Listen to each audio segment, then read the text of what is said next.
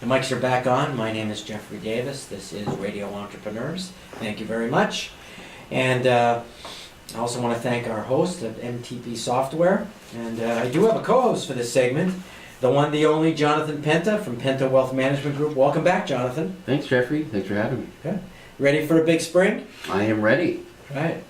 And if somebody wanted to find you at the Penta Wealth Management Group, how would they do that? Could you just tell our listeners right up front? Yeah, they can either email me at jonathan@pentawm.com, or they could call my office, 781-996-5110, and we're located at the Watermill Office Park in Waltham. Nice place. 800 South Street. It is a great spot. Nice place. Great location. Yeah, tucked into that little community. Yeah, it's right. It's easy to get to, right off a lot of the main arteries, 95 and the Pike.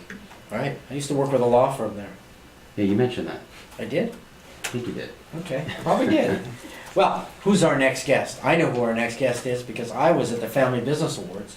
If anybody didn't know, I was the MC. I'm one of the co-founders. I didn't ask to be MC. I just want to make that clear. I was recruited.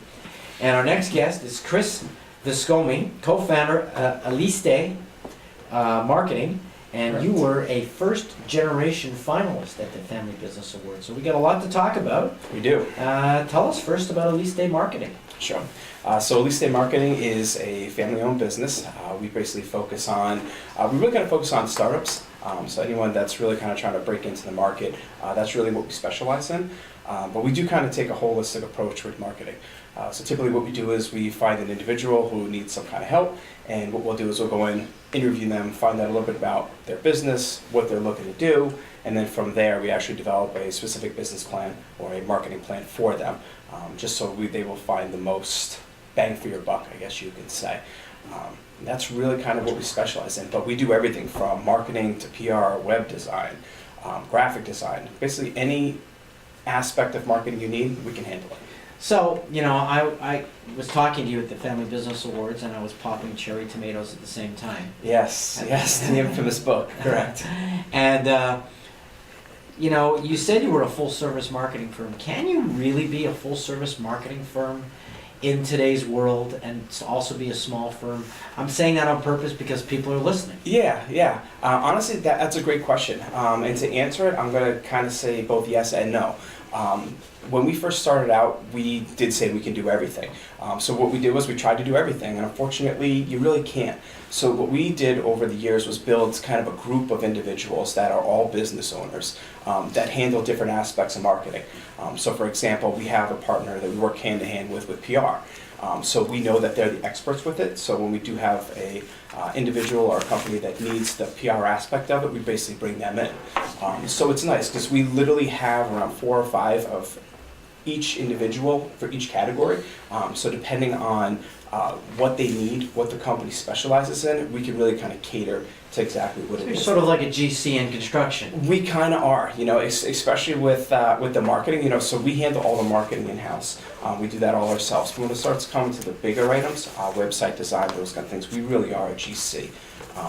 We were kind of raised on the thought of never give a client homework. So when they say they need something, we want to be able to give them exactly what they need. Even if we don't carry it in our arsenal, I guess you could say, we want to make sure that we have that for them. Do you have one partner in every category, or does sometimes you have to have a couple just in case? We have a couple just in case. We typically like to have a minimum of 3 individuals. Each one of these companies that we've worked with, we've literally kind of tried them out from beginning to end. So we've had some that we love that we have held on to, and we have others that we just didn't see eye to eye, and we've kind of moved on from them. So we've been in business for over 10 years, so we've literally had 10 years of vetting of who we have, you know, on our team, because these individuals, they do represent us, so we want to make sure they're putting their best foot forward. So what are the, you mentioned the categories, what are the core, how would you break down the core categories? So you have PR. Yeah, it's a good question because it really kind of, it's a tough question. Marketing is a very, very general term. Yeah. It's literally a category, you know, it's kind of one of those things where, you know, marketing could be something as simple as just social media. Other times it is paid advertising. So it really depends on what the client needs, and not even what the client needs, but what their customers need. Because each one of our clients are different. So a lot of times individuals think, well, marketing is just somebody standing on top of a soapbox screaming, you know, come buy my product. But when you're screaming that, you want to make sure that your customers are actually hearing you. So the first question we usually ask is where your customers live. We have some that live on Facebook because they have, like, I'll just kind of give examples. We have one of our customers who does wedding venues. So most of their clientele is on Facebook. You know, they're the bride and groom that are looking for these beautiful spots that can have pictures and, you know, they kind of see and vision their own wedding there. On the other hand, we have another client that does basically read from payroll. Unbelievable company. They're called MPS. Definitely suggest looking into them. But their main client is actually the multifamily owners. So the multifamily owners don't actually live on Facebook. Their clients may, but the owners actually live more like on LinkedIn. So what we really try to figure out is who it is we're going to be speaking to, and then we target focus in that area. So I'm going to go back to basic marketing. That's what I was doing. Perfect. You know, for the definition and see how you say you feel you fit into that thing. So I'm going to go back to marketing 101 undergrad. Oh. The 4 Ps. Yeah, this is like that. Are you smarter than a fourth Product, grader? price, Yeah. placement, and promotion. Yes. So those are the 4 categories of marketing when you look for the definition, Jonathan. So how do you feel in those 4 categories? So I'm out here, I'm shopping. I own a few companies. Mm-hmm. Jonathan owns a company.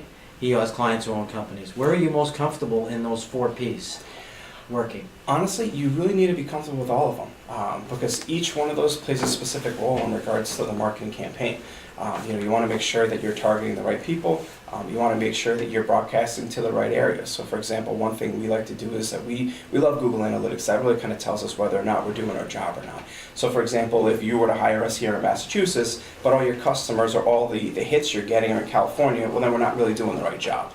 So we want to make sure that we are focusing on the exact area that you want to be selling in. Interesting. Now, tell us, why did you apply for the Family Business Awards?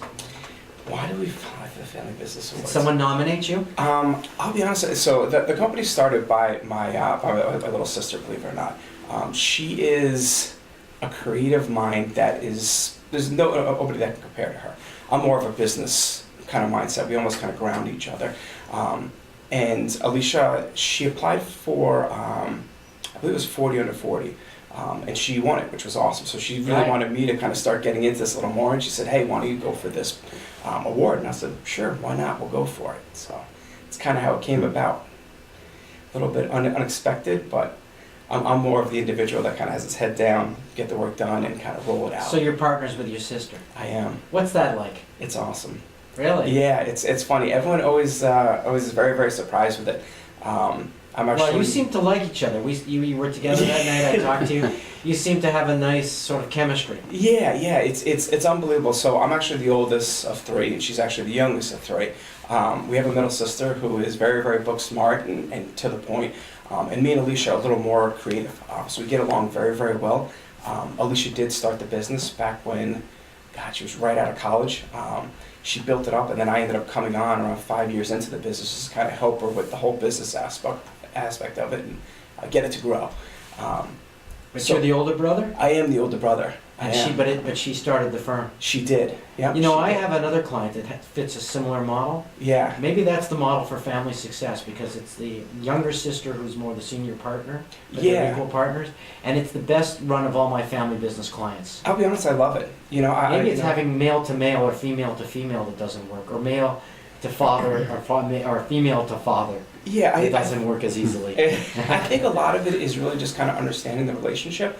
You know, I know Alicia started the company.